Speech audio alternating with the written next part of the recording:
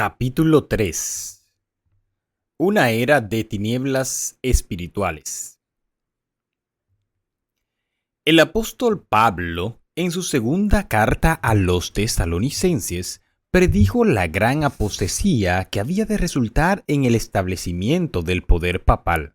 Declaró respecto al día de Cristo: no vendrá sin que antes venga la apostasía y se manifieste el hombre de pecado, el hijo de perdición, el cual se opone y se levanta contra todo lo que se llama Dios o es objeto de culto, tanto que se sienta en el templo de Dios como Dios, haciéndose pasar por Dios. Según de Tesalonicenses 2, 3, 4.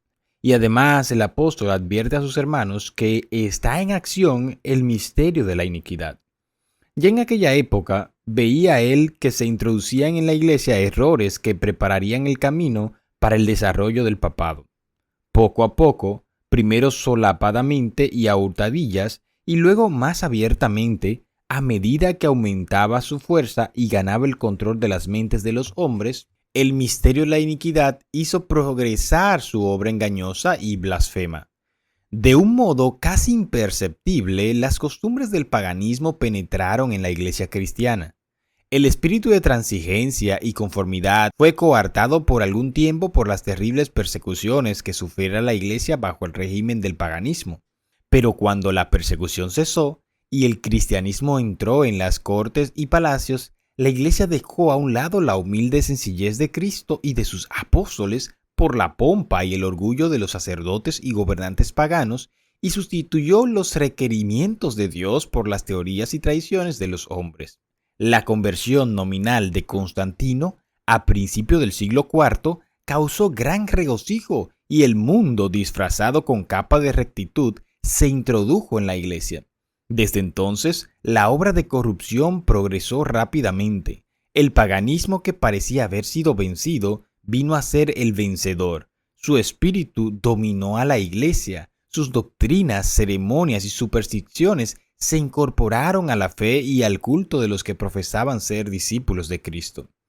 Esta avenencia entre el paganismo y el cristianismo dio por resultado el desarrollo del hombre de pecado, predicho en la profecía como oponiéndose a Dios y ensalzándose a sí mismo sobre Dios.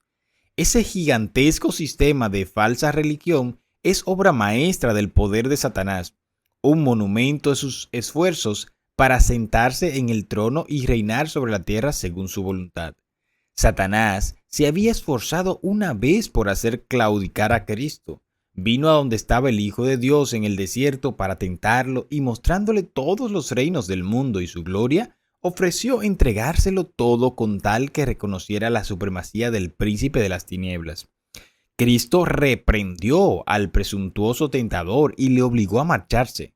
Pero al presentar las mismas tentaciones a los hombres, Satanás obtiene más éxito.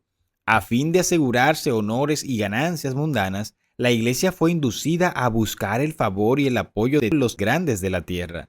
Y habiendo rechazado de esa manera a Cristo, tuvo que someterse al representante de Satanás, el obispo de Roma.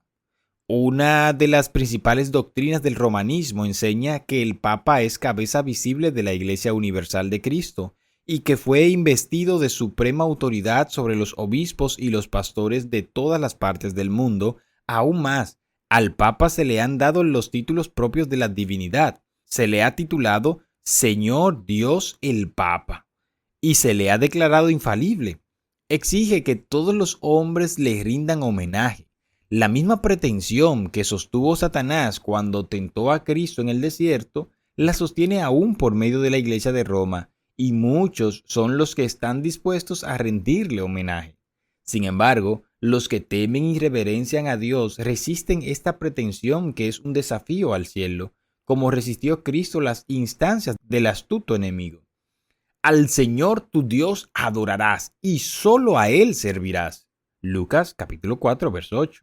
Dios no ha hecho alusión alguna en su palabra a que Él haya elegido a un hombre para que sea la cabeza de la iglesia. La doctrina de la supremacía papal se opone abiertamente a las enseñanzas de las Santas Escrituras. Solo por usurpación puede el Papa ejercer autoridad sobre la Iglesia de Cristo. Los romanistas se han empeñado en acusar a los protestantes de herejía y de haberse separado caprichosamente de la verdadera iglesia, pero estos cargos recaen más bien sobre ellos mismos. Ellos son los que arriaron la bandera de Cristo y se apartaron de la fe que ha sido una vez dada a los santos. Judas capítulo 3. Bien sabía Satanás que las sagradas escrituras capacitarían a los seres humanos para discernir sus engaños y oponerse a su poder. Por medio de la palabra fue como el mismo Salvador del mundo resistió los ataques del tentador. A cada asalto suyo, Cristo presentaba el escudo de la verdad eterna diciendo, escrito está.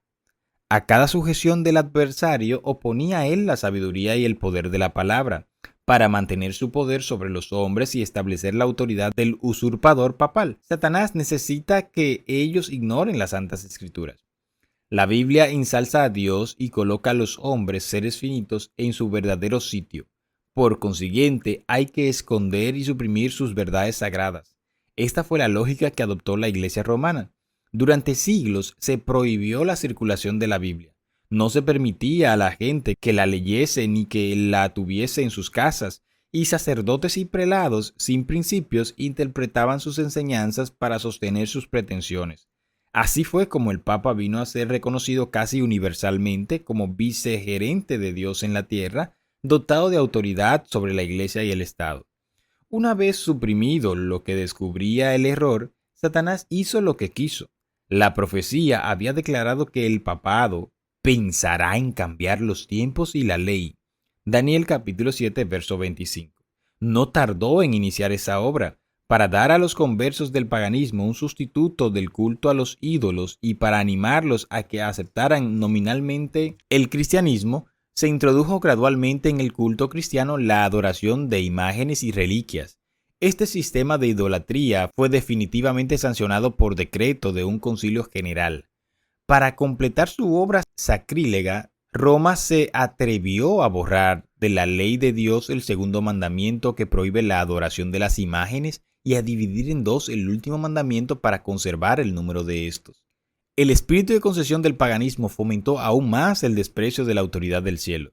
Obrando por medio de dirigentes no consagrados de la iglesia, Satanás atentó también contra el cuarto mandamiento y trató de echar a un lado el antiguo sábado, el día que Dios había bendecido y santificado. Génesis capítulo 2, versos 2 y 3, para colocar en su lugar el día festivo observado por los paganos como el venerable día del sol. Este intento no se hizo al principio abiertamente. En los primeros siglos, el verdadero día de reposo, el sábado, había sido guardado por todos los cristianos, los cuales, siendo celosos de la honra de Dios y creyendo que su ley es inmutable, respetaban escrupulosamente la santidad de sus preceptos. Pero Satanás procedió con gran sutileza por medio de sus agentes para lograr su objetivo. Para llamar la atención de las gentes hacia el domingo, fue declarado día de fiesta en honor de la resurrección de Cristo. Se celebraban servicios religiosos en ese día. No obstante, se lo consideraba como día de recreo y seguía guardándose piadosamente el sábado con el fin de preparar el terreno para la realización de sus fines. Satanás indujo a los judíos, antes del advenimiento de Cristo, a que recargasen el sábado con las más rigurosas exacciones, de modo que su observancia fuera una pesada carga. Aprovechándose luego de la falsa luz que había proyectado sobre él, provocó su desprecio, presentándolo como una institución judía, mientras que los cristianos seguían observando generalmente el domingo como día de fiesta alegre. El diablo los indujo a hacer del sábado un día de ayuno, tristeza y abatimiento para hacer patente su odio al judaísmo.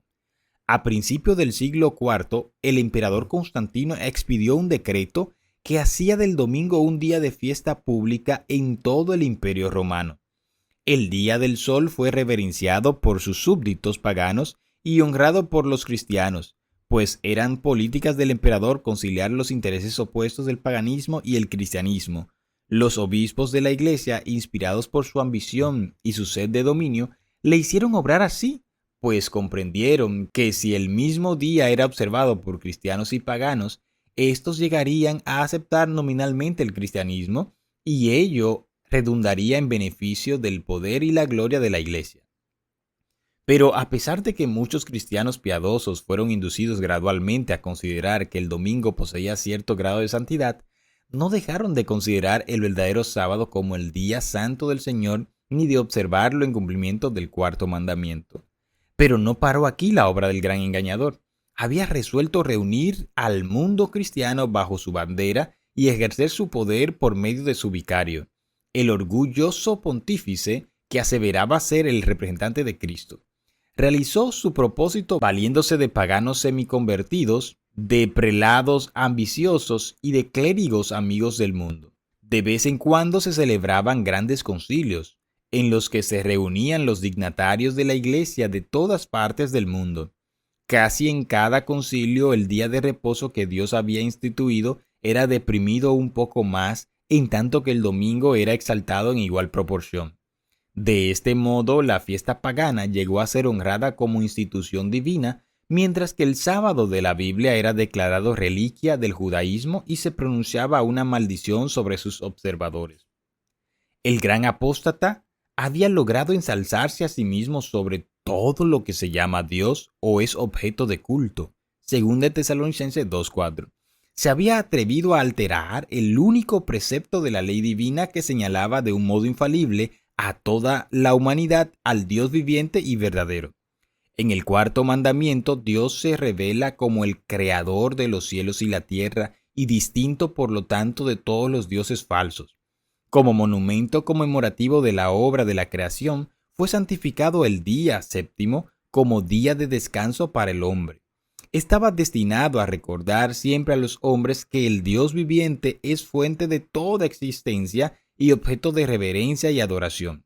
Satanás se esfuerza por disuadir a los hombres de que se sometan a Dios y obedezcan a su ley, y por lo tanto dirige sus golpes especialmente contra el mandamiento que presenta a Dios como el Creador. Los protestantes alegan ahora que la resurrección de Cristo en domingo convirtió a dicho día en el día del Señor, pero las Santas Escrituras en nada confirman este modo de ver. Ni Cristo ni sus apóstoles confirieron semejante honor a ese día. La observancia del domingo como institución cristiana tuvo su origen en aquel misterio de la iniquidad, que ya había iniciado su obra en los días de Pablo. ¿Dónde y cuándo adoptó el Señor a este hijo del papado?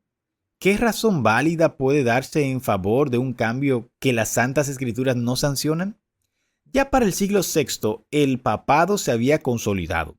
El asiento de su poder quedó fijado en la ciudad imperial, cuyo obispo fue proclamado cabeza de toda la iglesia.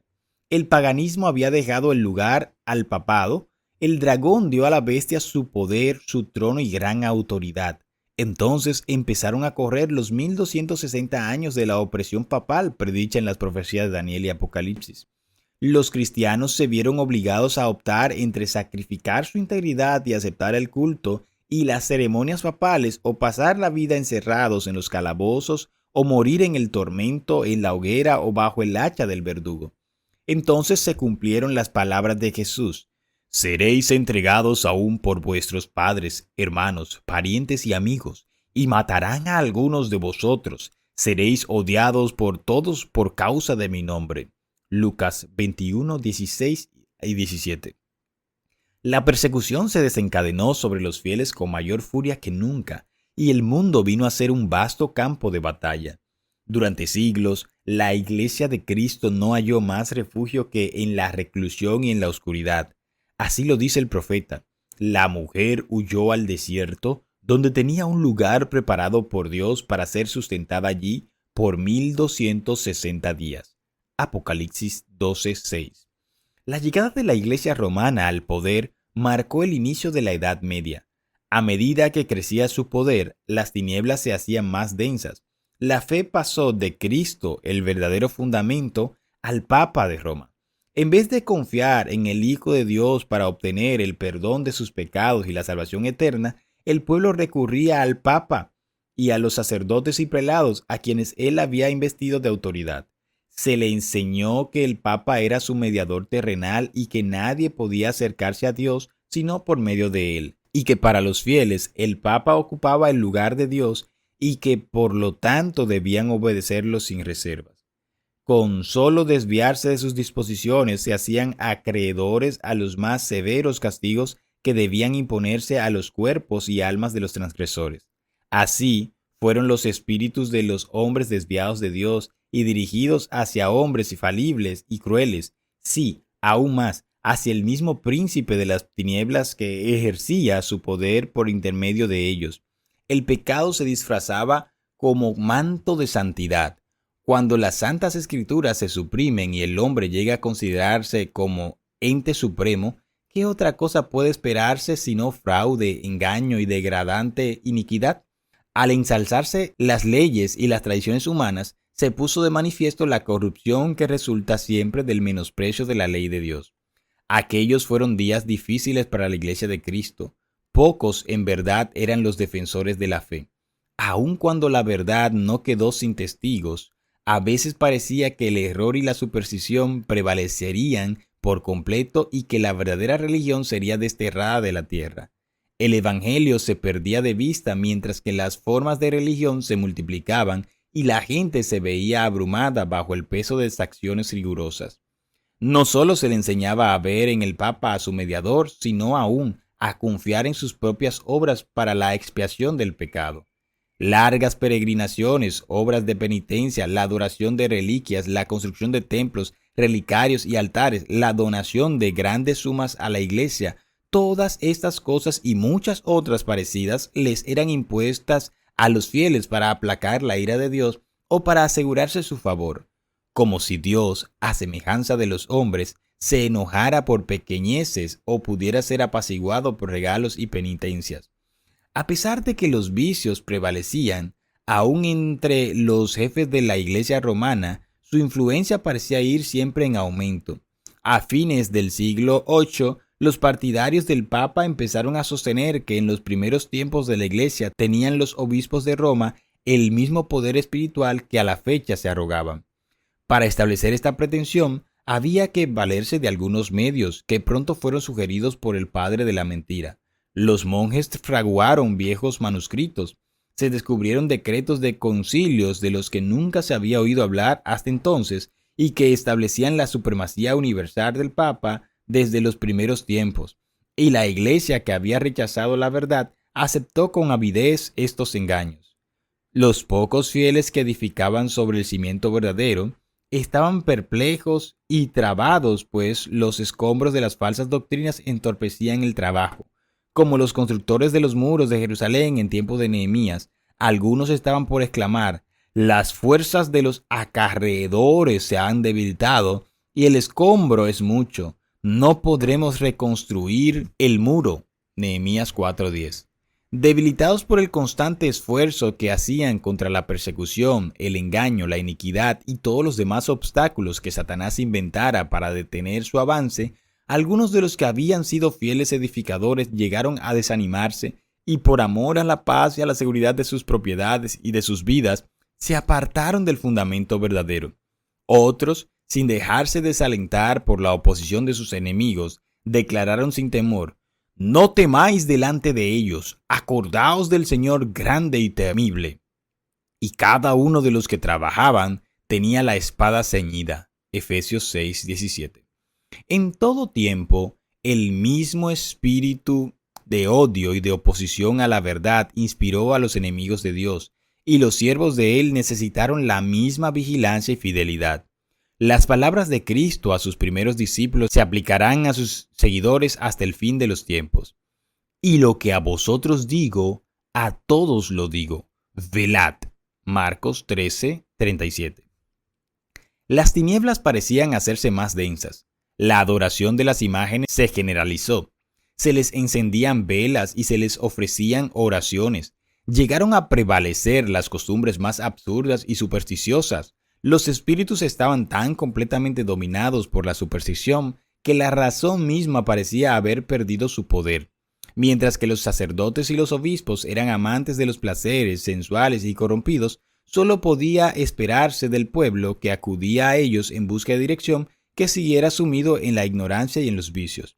Las pretensiones papales dieron un paso más cuando en el siglo XI el Papa Gregorio VII proclamó la perfección de la Iglesia romana.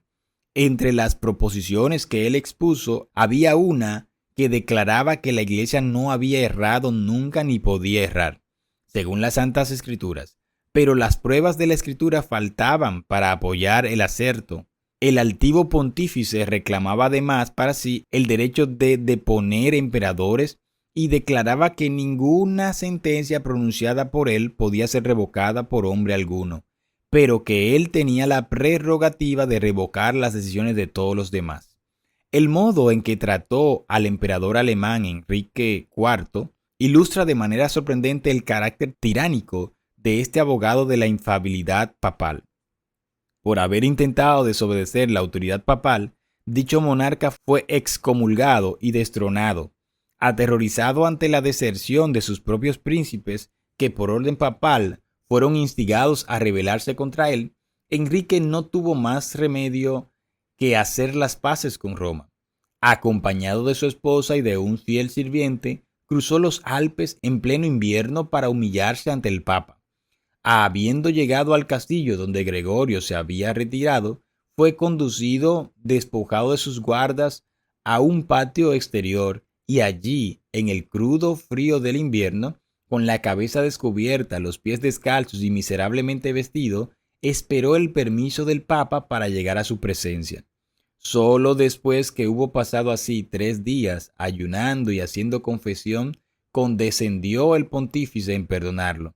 Y aún entonces le fue concedida esa gracia con la condición de que el emperador esperaría la venida del Papa antes de reasumir las insignias reales o de ejercer su poder. Y Gregorio, envanecido con su triunfo, se jactaba de que era su deber abatir la soberbia de los reyes. Cuán notable contraste hay entre el despótico orgullo de tan altivo pontífice y la mansedumbre y humildad de Cristo, quien se presenta a sí mismo como llamando a la puerta del corazón para ser admitido en él y traer perdón y paz, y enseñó a sus discípulos: el que quiera ser el primero entre vosotros será vuestro siervo. Mateo 20:27. Los siglos que se sucedieron presenciaron un constante aumento del error en las doctrinas sostenidas por Roma. Aún antes del establecimiento del papado, las enseñanzas de los filósofos paganos habían recibido atención y ejercido influencia dentro de la Iglesia. Muchos de los que profesaban ser convertidos se aferraban aún a las dogmas de su filosofía pagana y no solo seguían estudiándolos ellos mismos, sino que inducían a otros a que los estudiaran a fin de extender su influencia entre los paganos. Así se introdujeron graves errores en la fe cristiana.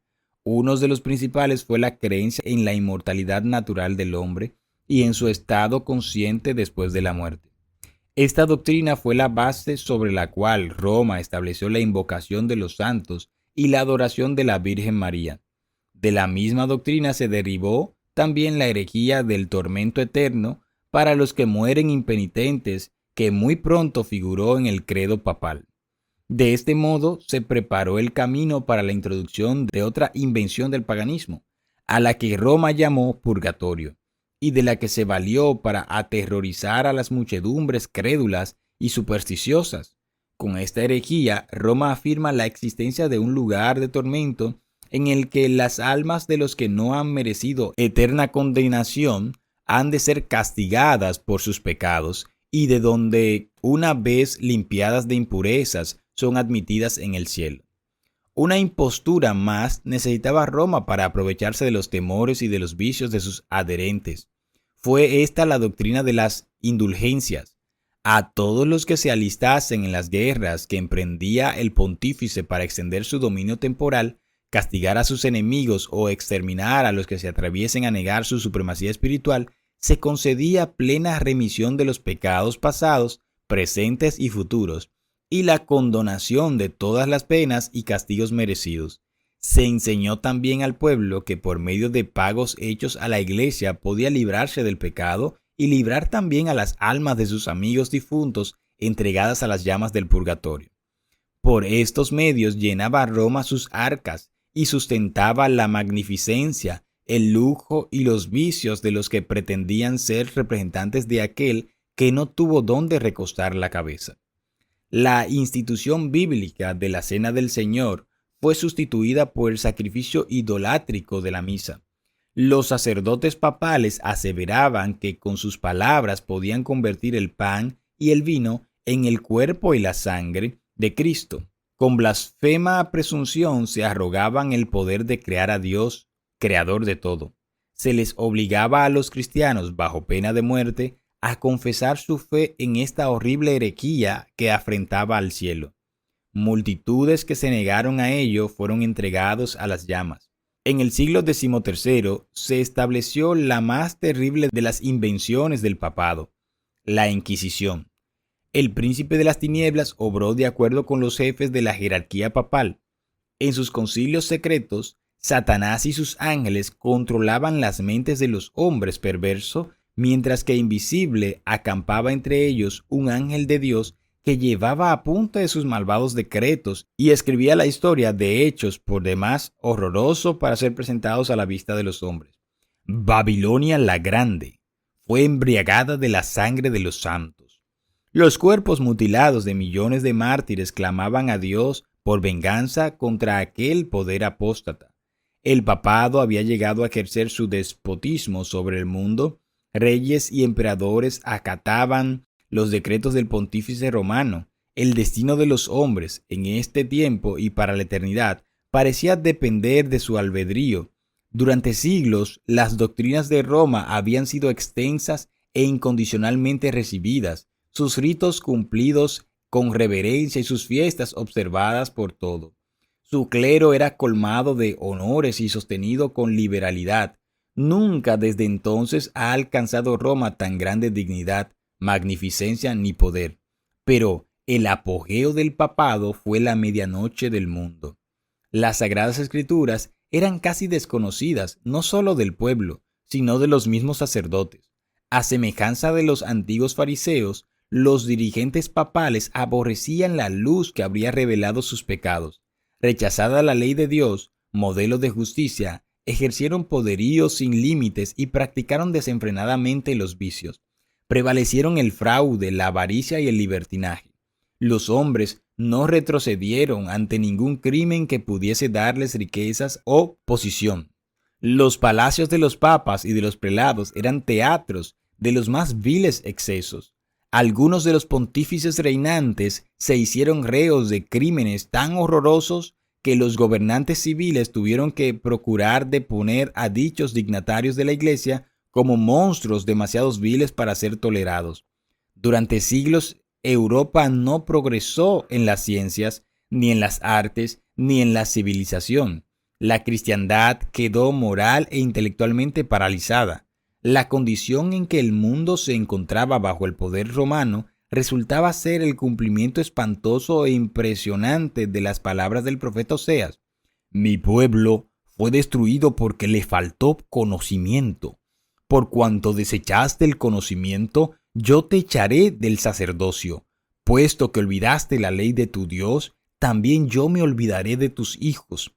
No hay verdad ni misericordia ni conocimiento de Dios en la tierra. El perjurio y la mentira, el asesinato, el robo y el adulterio prevalecen y se comete homicidio tras homicidio. Oseas capítulo 4 versos 6, 1 al 2. Tales fueron los resultados de haber desterrado la palabra de Dios.